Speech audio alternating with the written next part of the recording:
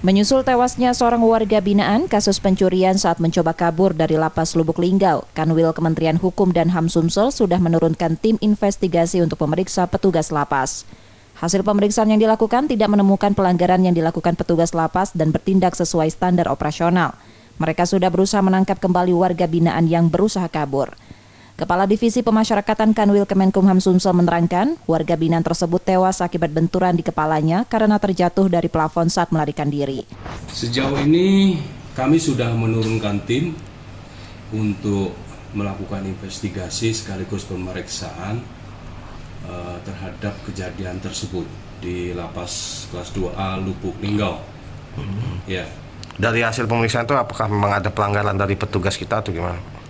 Untuk sementara tidak ada pelanggaran sebenarnya itu. Ya, memang itu adalah SOP bahwa kita ini juga dilindungi undang-undang untuk melakukan pengamanan, apalagi ini narapidana ini kan pidananya tinggi sekali, lebih dari 11 tahun.